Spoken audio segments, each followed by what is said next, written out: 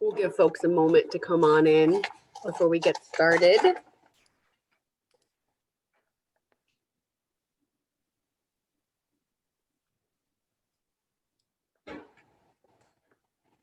I always wear cowboy boots.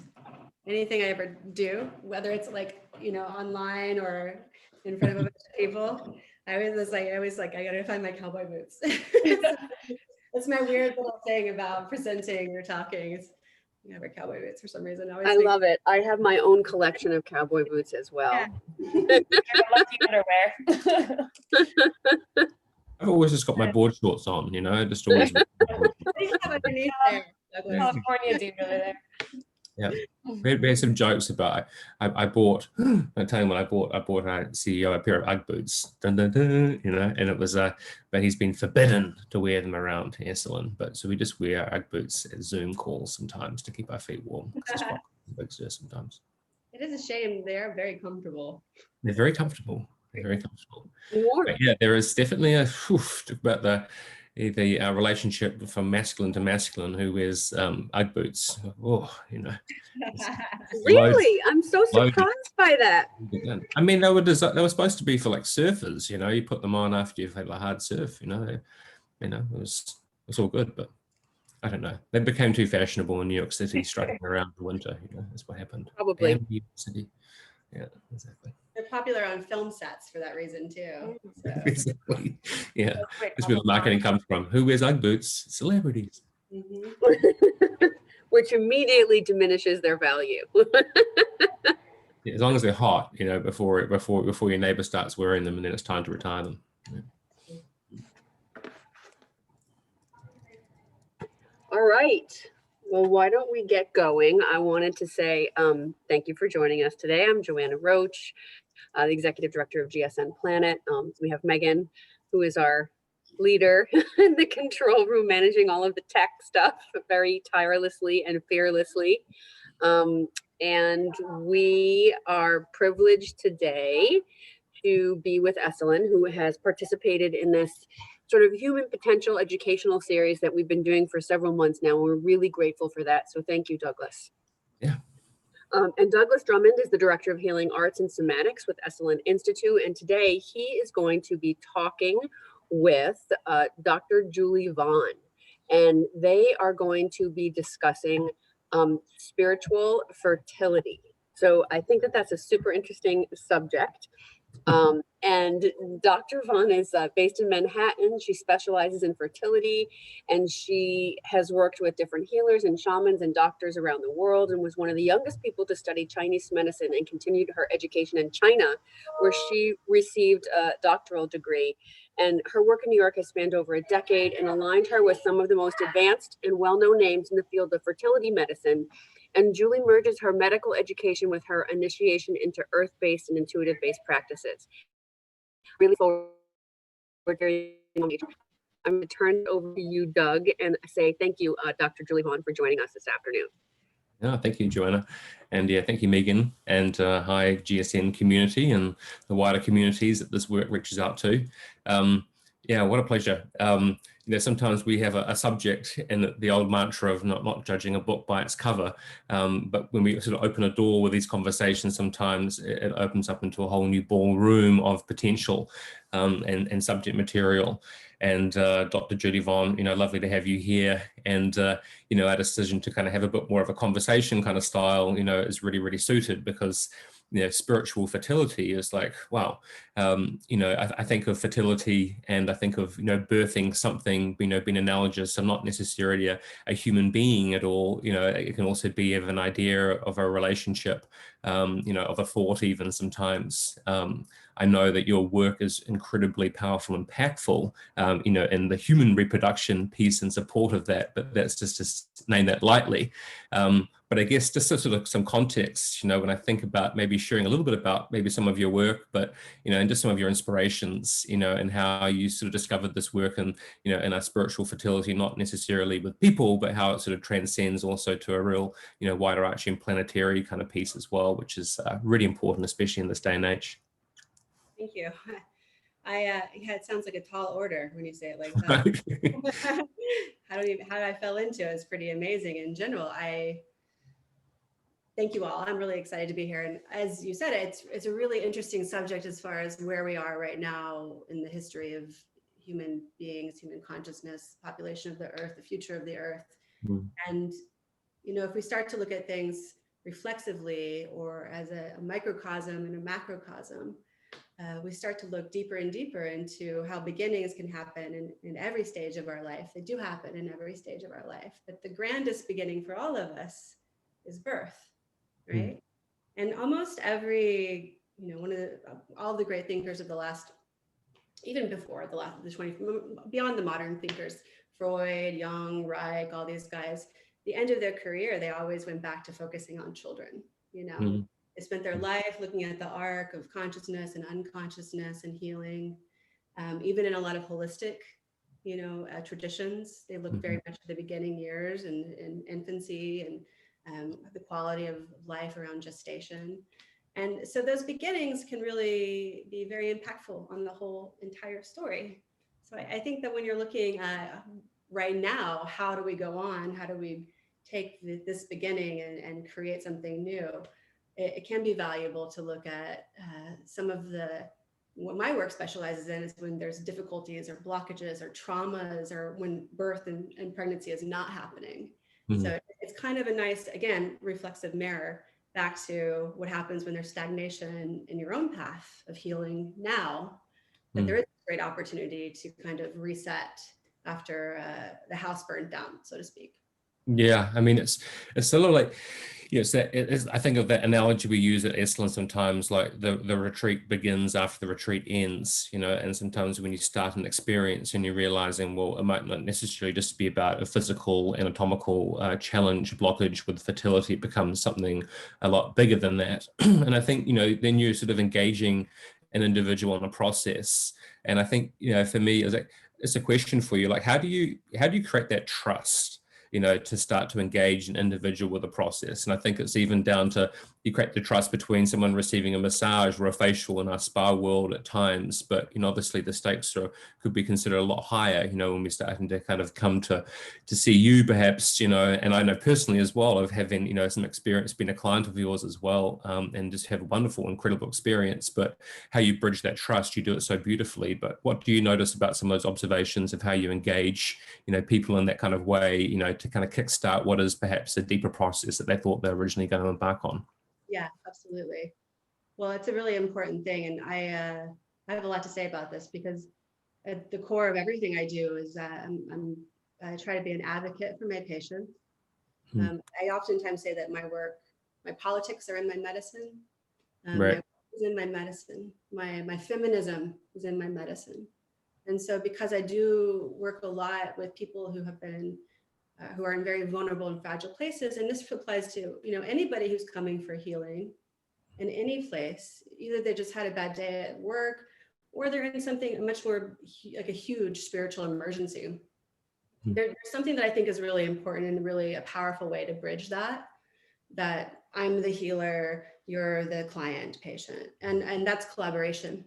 I think that one of the things that I mentioned to my clients always is that if they're looking to see if the people in their life are supportive or if they're working with the right practitioners, the right doctors, they just kind of pull back the curtain and say, is this person hearing me? Are they supporting me in what I'm saying? Or can I collaborate with them? So in that way, I think it's very important to remove the sense of being authority, the healer. I'm quite anti-guru when it comes to practice. I really think that that is it just perpetuates the problem when you have somebody who has all the knowledge in the world and you have somebody coming for all the knowledge in the world. There's not enough, for me, the opportunity there is to offer collaboration and true listening. So that's one of the easiest things to do, to actually listen, right? Yeah. Yeah. I think of like some of that too is, it can be sort of disarming a bit of the expectations too. I know one of our core philosophies we have with our massage practice is that we're not working on or for, we're working with our guests, we're working with our clients like that. Right down to being, even taking out the, oh, hi, what kind of massage can we do for you today? That kind of piece is already starting to kind of calibrate perhaps that expectation level like that. And I guess, again, it's a very, I keep referring to this high stakes game in a sense. People come with their hopes and dreams to you in a sense, when they have a blockage with their spiritual, with their fertility, for instance. So how do you work with clients to sort of to realistically embrace that expectation of, it may not result, in a positive pregnancy, for instance. There is a real high piece to that, but how do you, set that expectation up so that you can still land your clients, no matter what the outcome? Yeah, well, that's a complex question in a lot of ways because it's complex to work with. Yeah. One of the things I really love about working in fertility is this kind of first thing I usually say to folks is that when you don't get pregnant when you want to, it's a healing window is opened up. And it's a healing window beyond just what's going on right now. Is it just my stress? Is it my work, my life, my partner? Because it is reproduction, it can reverberate all the way back, into the transgenerational. What are you producing from? And then where are we going as well? So the window is a dynamic one. And when most people come, when they have like shoulder pain or a headache, you can pinpoint and focus in. And even if it is related to their job or their stress levels or relationships, you can still find a way to kind of channel the energy for healing there. But when you're coming down to why somebody isn't getting pregnant or reproducing, it opens up like Pandora's box. Yeah. Questions about the universe, about their place in the universe, a lot of questions about the guilt and shame that might have happened with their sexuality, or the heavy burden they bear for their family. So that's why it just turns me on so much to work in that space, because it's like there's complexities. It's an amazing puzzle. But at the end of it, what I always try and come back to is, because it is a healing window, the focus of fertility work should never be just getting pregnant and having a child. It's not, it's not, for me, it's not, that's not the end goal. The end goal is the process, and the end goal is creating the healthier space and the healing window that opens up. So it is difficult for sure when people are really struggling and they have that great desire. But for a lot of people in the West, especially, it's the first time they've experienced not getting what they want when they want it. Yeah. So, which is kind of it's wild that we're at that point of, we have so much abundance, and a lot of times we don't see it. We have so much abundance. And so I think that, the standard kind of, I always try and go back to how the symptom relates to the root. How does the symptom relate to the root? That's kind of the core of my work and the way I was trained, of course. But yeah, I know. You speak to about the aspects of trauma, for instance, and how that is, you navigate that and work with that, and through an experience. And I think that's also talking about the transgenerational piece as well, and about how taking care of children and looking after the young ones, and that future aspect. And what do you see as, in some of the work in which you're, for those that are going and seeking your work and they already have children, for instance, or just that relationship with a child, when they perhaps are pregnant, for instance, and you're in that process with them as well. Like, how do we sort of navigate and stem, like, how we create the future that we want to kind of see? There's a lot of stress and trauma kind of going into a blockage, for instance. How do we kind of like create a clean cut, so we can kind of usher in the next generations without kind of bringing that same kind of stress and trauma that perhaps we brought into the conception of a person or an idea like that? Absolutely. Well, for better, actually, we're all sort of entrained. I think we're all entrained in our nervous systems to react to the nervous system in the room that's on fire. The dominant nervous system that's in a sympathetic response. that's using all of its power and anger and trauma to pull the energy, to imprint the room with it almost tries to entrain all the other nervous systems to be in its state of crisis. And that's a mechanism of control. And a lot of that comes from fear. But so the answer is, for me, one of the most powerful things we can do to really help our children is stay really balanced in our own nervous systems. So when I teach the nervous system in lectures and with clients, I teach it as learning what feels expansive and what feels contractive. So the expansive is what puts you into the parasympathetic. The contractive is what puts you into sympathetic animal response, right? Fight or flight. And it's a really simple way to start.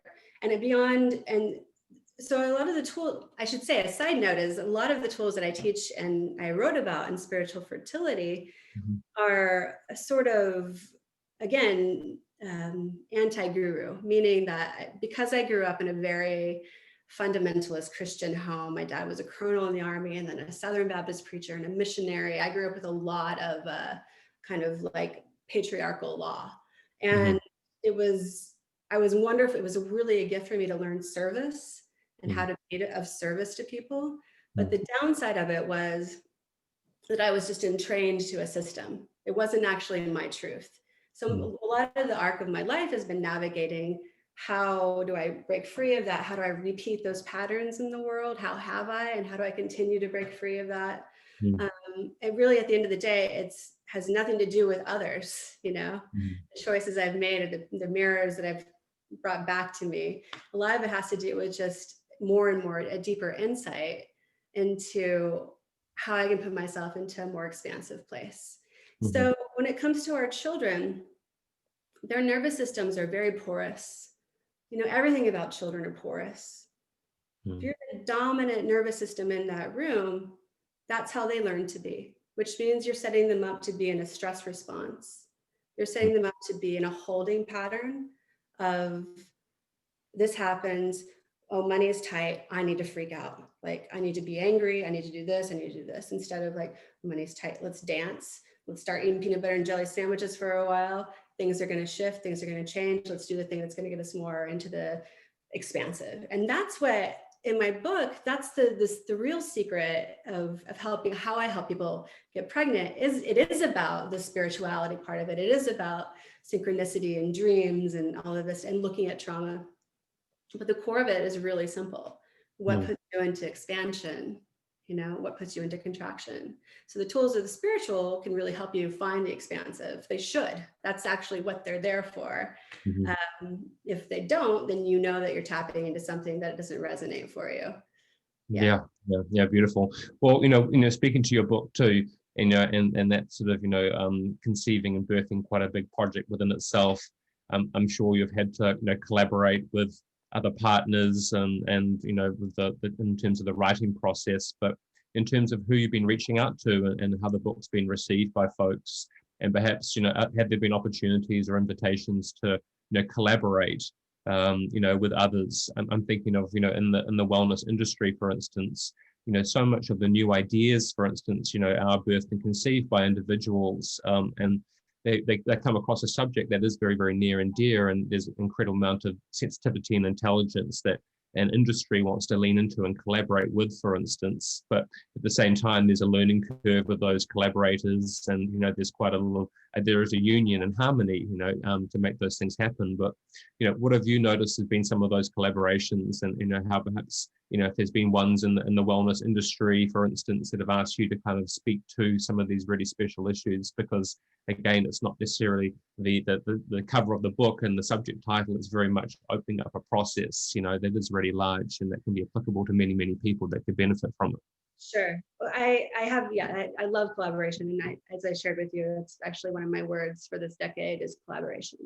I think it's essential. I think it's very, very important to collaborate. I think this kind of individual, what is the self? It's been amazing to have the time we have to have journey through self. What is individualism? I don't like to, I think it was I don't like to talk about politics too much anymore at all, but Karl Marx did have a few good things to say about a few things. And he talked about how we weren't going to ever find a way to be in balance in a socialist world, or so where everybody has the same, until everyone had experienced what it was to be in capitalism and get what they want. To everybody experience what it was to get the blue jeans or the sneakers or the watch, right? Till everybody had access. And that we haven't had that much time where everyone has had access to capital. That's a very new thing.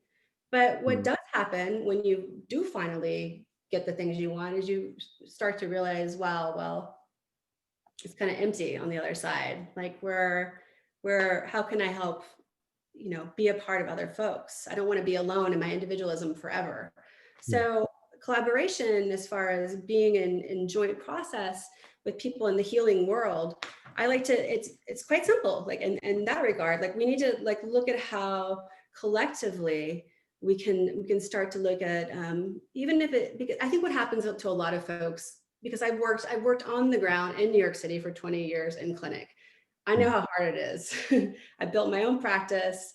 I solicited all my own clients. I ran my own appointment book, my own accounting books, all of that for a very long time. I know what it is to be the individual practitioner. I've collaborated with I collaborate right now with a major fertility clinic in New York City. I've collaborated with different spas over the years, different places. And in general, it still is, we all want that. We all want to have that space where we're all holistic and integrated, but it's like we're almost there, but how do we get there? And I don't have a clear answer for it, other than like, I think we must continue to try to collaborate and mirror back within our own intentions that we want it to be beyond the individual. We want to come back into a space where you're healing and this person's fertility journey and this person's work, and how the overall kind of gestalt of the clinic or spa works has this kind of insight in mind. So yeah. I like that. Yeah, at Esalen, we've had to shift a lot, of not having the ability to have people in person to come to the property, and depending on how our shelter in place works, currently, we just we've closed again, last Monday, and look to probably reopen, early or January 11th is when the shelter in place is evidently supposed to lift. A lot of the intelligence that we've been, received and worked on, and the collaborators that we've had to pivot a lot into the digital online space. And I hear a lot, certainly from my court with healing arts and somatics, and looking at telehealth, for instance, and consultations remotely. How has that impacted your work, to greater or lesser extents, given that, I guess more the root of the question is, how do you create that kind of connection that it's so important? It's such an intimate type of work that you do. How does that be translated, I guess, into the digital space like that? Absolutely. Well, I did have one of the reasons I wanted, besides just sharing my work with more people who couldn't come and work with me, I did have quite an intuition a year or two ago that I needed to find a place where I wasn't just focused on being in person to do my work. And thankfully, I was very lucky that Hay House supported me in writing this book, and I already had the platform built to start doing online work. I was very fortunate that I had things kind of built out ahead of time. I anticipated it in some way. There was some part of me intuitively that knew like something was about to shift. There's also my desire. I wanted to be able to be more free, not be in the clinic the whole time, not be in, having to be in the, the dark room of the clinic space, as a clinician. And so, but I can tell you personally, it was very hard for me at first to, like the video aspect of it. I was much more comfortable doing phone at first. Kind of my comfort level was I can be good on the phone, but I'm like really nervous to be just like myself on the Zoom in front of people and everywhere, like what if something happens? And I was being too much of like I was insecure about it. Yeah, I was. But then I realized I got more and more comfortable with it. And I really do think the face-to-face of the video, of the Zoom, or the Skype, or however you do it, FaceTime, is a really valuable tool in building that relationship. So I think if you're the kind of pivot needing to pivot. And it really is amazing. Like I'm, I have friends who really think that this is the future in general, is that it's going to be more and more digital. The digital platform is the future. So then the question then is, how do you balance the digital with the in-person? Because our bodies and our senses still need care, but most of some of the good stuff can also happen here. So I think one possible way of doing that is to do more and more like initial sessions or meet and greets with Zoom, and then follow that up with in-persons, in-person clinical sessions or in-person massage or healing. I think there's a real possibility a lot of times in that moment where people are trying to decide who to work with. It'd be really great for them to jump on and see a person's face, see that they gesture with their hands, et cetera, et cetera. So, and I think that actually with time could be a way to build business in a better, more collaborative way, a more dynamic way. Because then it just doesn't become like a number you got from your friend that you're dialing. You actually get to see the person and speak with them and see if they feel right for you. Yeah, no, I think that's really some really awesome tips there too, because it's just looking at it, what is an absence of, and where's the opportunity to lean into, and the accessibility piece has been a huge advantage. It just provided you can kind of bring that same authenticity, integrity, which I know that you certainly have that with ease, being the person that you are, but I think for other folks as they're trying to pivot, whether they're an organization or a retreat center, it's it's been an interesting challenge. I see fertility is sort of up on the news. It always is. It never isn't. There's the fertility, and there's also of the dying too. And I think there's two pieces to kind of maybe open up. Is what is that connection between birth and death, between life and death? Are they quite close intersection points? Does that come up in part of your teachings and part of your philosophy? Sure. Well, I have to deal with death quite often because I deal with miscarriage quite often. And miscarriage is it is a death, and it's a death of a beginning that seemed so promising. And for many people who I work with who've experienced reoccurring or multiple miscarriages, a beautiful client I've been working with for a while who everything looks great on paper, everything is perfect, has a wonderful life, is a healer herself, amazing partner, has just experienced, I think it's her 8th or 9th miscarriage at week 9, 10, 11. So you're correct completely. Like there is an echo in the birth and death. And I think if we all remember that kind of, when we learned about doulas, remember that doulas could be birth doulas or death doulas, right? It was about shepherding in birth and death.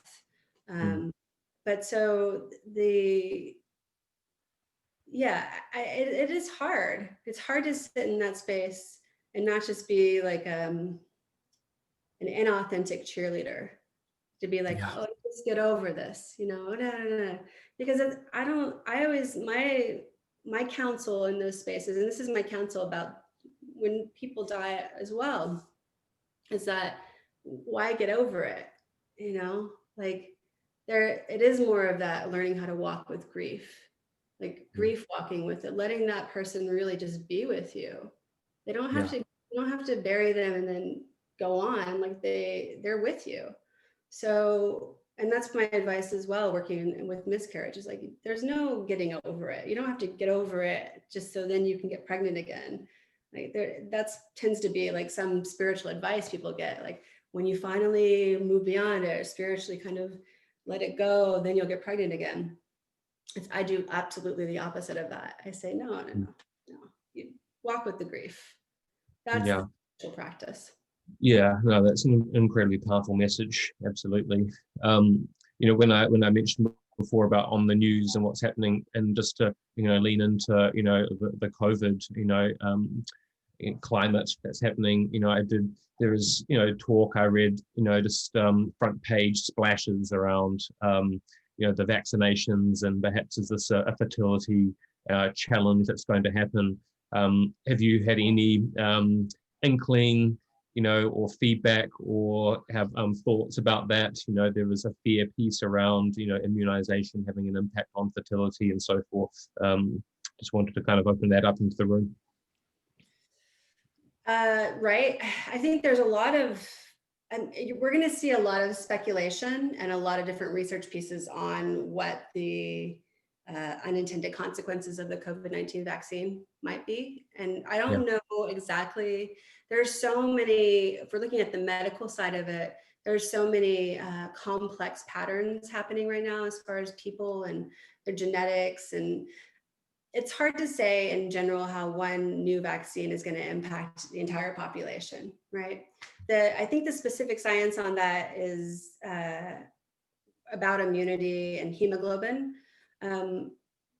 But there's also studies that are coming out saying that if you're, have a lot of allergies, that you shouldn't take it, et cetera, et cetera, et cetera. I think the answer that I have is kind of to bring it back to what I was saying before about advocating for a person's experience. I learned this with working with mothers, is the first person in the room you should listen to when a child is sick is the mother, not the pediatrician, not you need to listen to the mother. The mother will tell you what's going on, the pediatrician can collaborate and really listen and hold space. But just because you have science and, observational skills and these algorithms, I feel like the same thing is true with the vaccine. Like, I think there will be complex things that come out of it. We are collective, right? And this has been a crazy, crazy year. It is the ultimate visit from Kali, really. Like, it has just been, like, I love Kali. I think I mentioned Kali in like everything I talk about ever, but she's just like my homegirl right now. She brings like death and destruction, disease and pandemics to keep you on your spiritual path, right? She's one of the most venerated gods in Hinduism. But one hand holding the skull and like standing on skulls, but brings you just like the most life-changing things. And you could even think that you're on your spiritual path, and along can come Kali to actually put you on your spiritual path. So, yeah. Yeah, I think as a culture, Western culture, to bring Kali to the dinner table is quite a big challenge. But like bringing death to the dinner table is a big challenge, and and likewise bringing birth. It's such these taboo conversations. Having had conversations with and been in support with I'd say with other men, for instance, whose partners have experienced a miscarriage, and there's been quite a little bit of silence around that. And, I've had a lot of healing myself personally as well with family members and directly of how we navigate what is a very, very natural process like that. And birth, and having and a successful birth and having children, for instance, it is, such an incredible heartbreak, in the most beautiful ways and the most challenging ways. And I think having these conversations, they're not easy. But the more and more of them, I'm always very interested in this emotional intelligence that we can grow, by having these conversations and bringing these more difficult ones, to the dinner table, to the fireside at Christmas and so forth.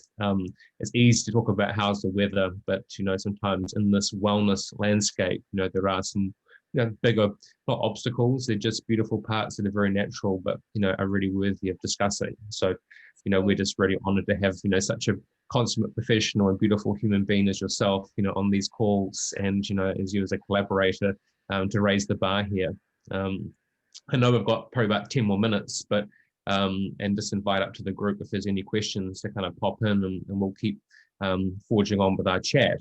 But I guess, sometimes we hear about these future trends and wellness and in relation to perhaps, your particular work. Are there any sort of trends that you see in the industry and the work that you are doing, the things you're heading in? 100%. And some of these came really, the idea of, the preconception space, conscious conception, preparation for pregnancy, these kinds of topics is very, because people do the narrative around pregnancy in America or in the West in general. Unfortunately, and this is one of the things I teach people to really be cautious of, to learn their expansion, contraction, and then listen into the narrative that they hear about their age, about their health, about having children after being on birth control for this amount of time, the stories they hear from their grandmothers, their mothers, their sisters, their friends. But because the narrative out there a lot of the times is a worst case scenario or difficulty in getting pregnant or fertility loss, I feel like it's a really important way to empower people to use that anxiety for Yeah. something positive. So Yeah. sure, maybe you're nervous, maybe for a good reason, possibly you heard that your grandmother had a very difficult time getting pregnant and that resonated with you. But instead of it, then you're just sitting alone, like kind of piecing together, well, I should go do a little acupuncture, a little like body work. You really start to structure the package for the person of what is a good package for preconception, what is a good package for fertility preparation. And I think that because we know more and more about the way epigenetics work, the transgenerational, and how pollutants and toxin and environmental aspects do turn aspects of your nervous system on, and what that means for the health of in gestation and of a child. Certainly in the hardcore, more holistic world, we look at things like how environmental toxicity in the mother can then be translated to the child, right? So there's a lot of ways that, but again, like how do we turn the narrative into a positive instead of contributing to the narrative being one of contraction, that it's going to be hard to get pregnant, that this is going to happen, it's going to be the worst case scenario. Because there's no reason to think that, and especially if we're not providing another path. Yeah. Right? Yeah, I think, there's that hope and faith pieces, and it's very interesting when we start to blend the science, and the creative or creation or creator, the spiritual aspect to it too.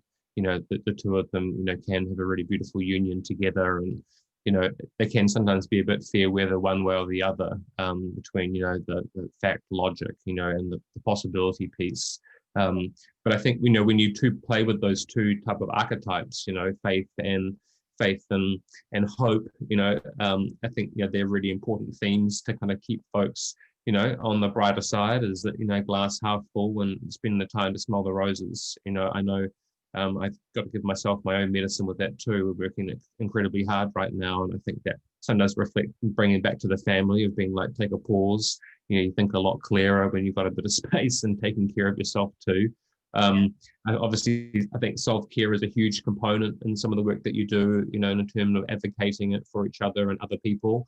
I mean, what are some of your sort of self-help tips that you like to engage in? What has been some of the most sort of, any pieces of efficacy that you would pass on to a group that, that in your line of work that you found effective?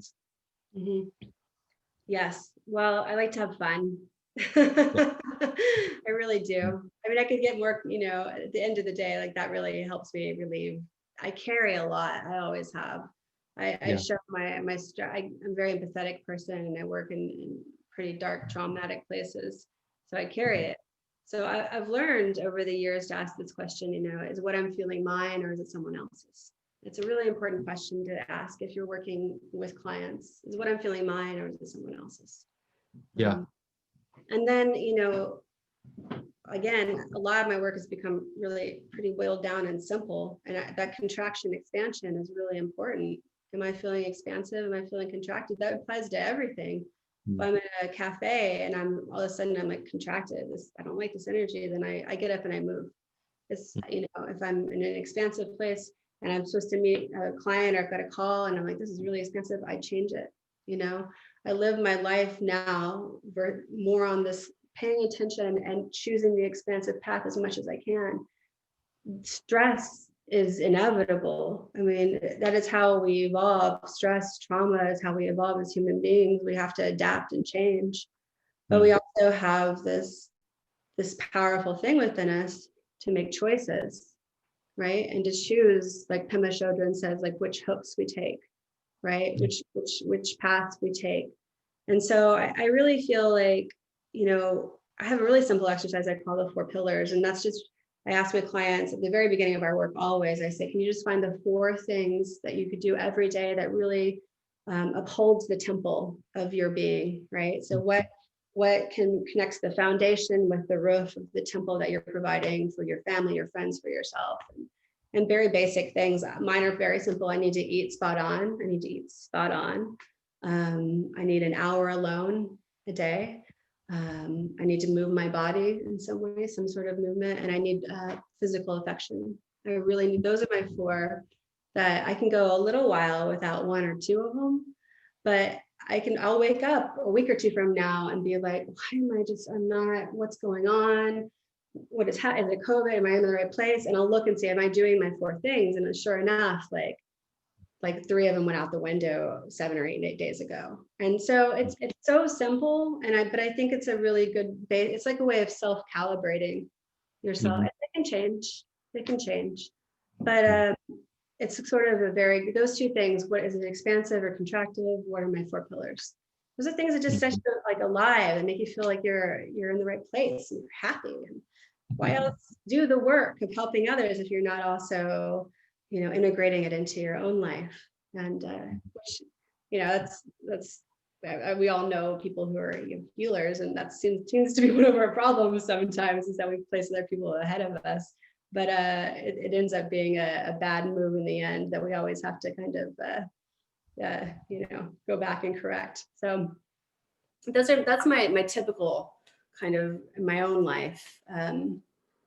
But it is a very difficult time. I mean, there's definitely, right now, I really feel like if you're keeping your head above water, if you still go to work every day and do what you do and find joy in it, and even if you're not you're looking back and being like, wow, I was so successful before and all these numbers, and look how many numbers are now, should I do something else? It kind of reminds me of my granddad, who was a farmer in Texas. He would say a lot that, you have to cut back to grow. Right? You have to cut those bushes back in order to grow.